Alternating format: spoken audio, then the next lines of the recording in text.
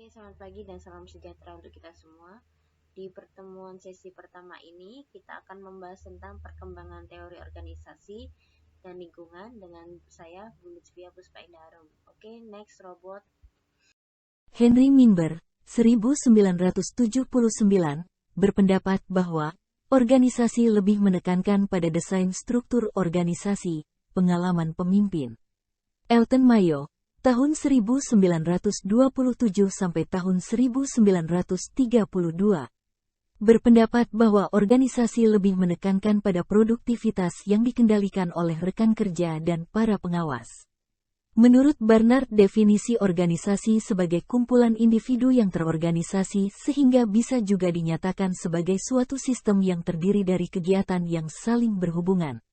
F. W. Taylor, tahun 1856 sampai tahun 1915, berpendapat bahwa manusia seperti mesin dan menggunakan pendekatan dengan metode manajemen ilmiah, scientific management, sehingga Taylor lebih menekankan produktivitas organisasi.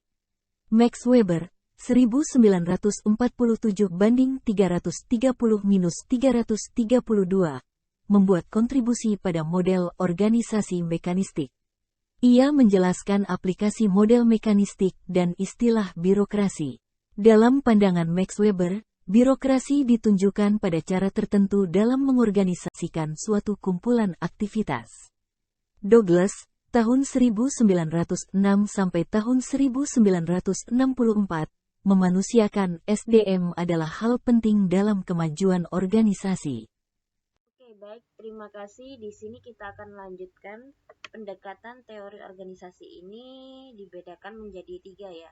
Jadi pendekatan teori organisasi merupakan suatu teori untuk mempelajari kerjasama pada setiap individu dalam mengambil keputusan. Nah, teori organisasi ini dibedakan menjadi 3, yaitu klasik, neoklasik, dan modern.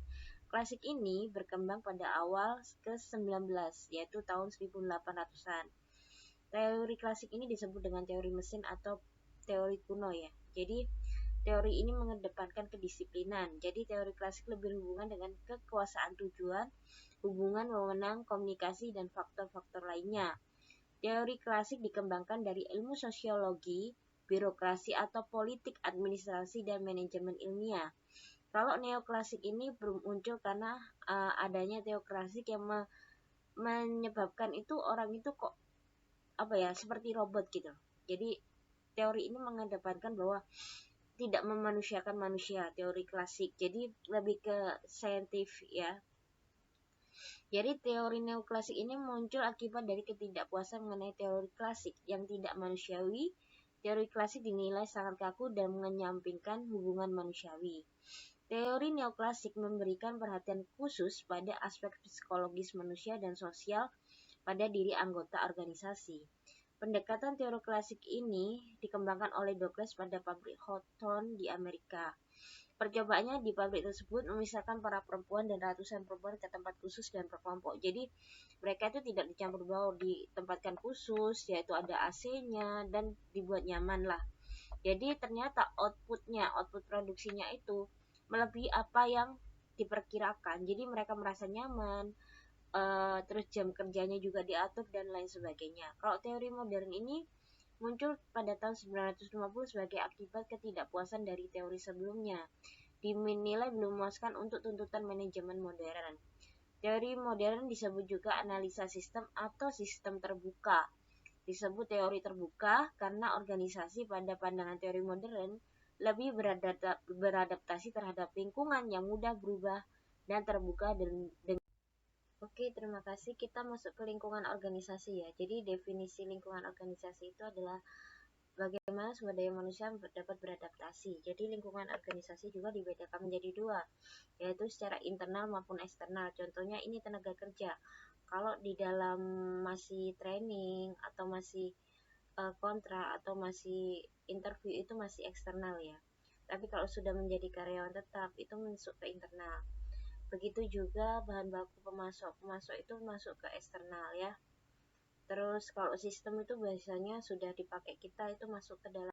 Jadi tekstur lingkungan itu kondisi-kondisi lingkungan tertentu yang dihadapi oleh organisasi yang menyebabkan organisasi itu bisa hancur atau kolaps. Contohnya terdiri dari lingkungan tenang acak.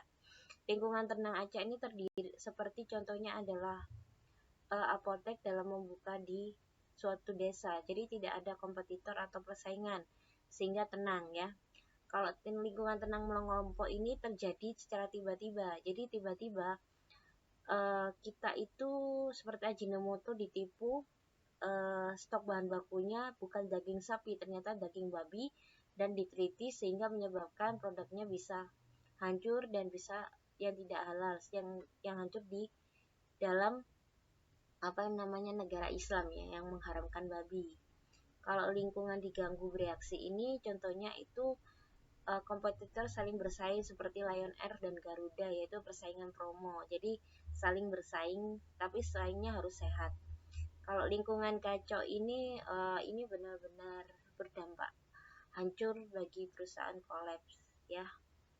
Next, mengubah kondisi lingkungan. Jadi dalam mengubah kondisi lingkungan yang dari awalnya kaku kuno menjadi lebih baik, ada 5 cara, yaitu bisa melalui penggabungan. Jadi penggabungan ini diintegrasikan seperti sistem ya. Jadi ada purchasing, ada keuangan, tapi diintegrasikan menggunakan teknologi seperti SAP.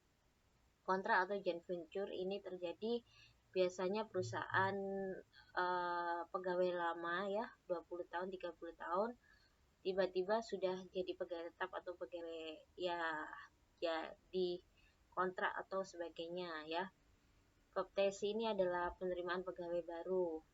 Terus pengangkatan eksekutif ini jadi pengangkatan dari mencari eksekutif lain ya untuk diangkat. Terus ini CSR kalau iklan dan hubungan masyarakat. Jadi di sini iklan dan hubungan masyarakat atau CSR itu diperlukan untuk membuat masyarakat itu bahwa kehadiran perusahaan itu juga baik untuk lingkungan di sekitar masyarakat pabrik gitu ya. Oke. Terima kasih. Ada pantun mengatakan bahwa mawar melati indah di taman indah, lagi kembang selasi. Akhir kata kami ucapkan cukup sekian dan terima kasih.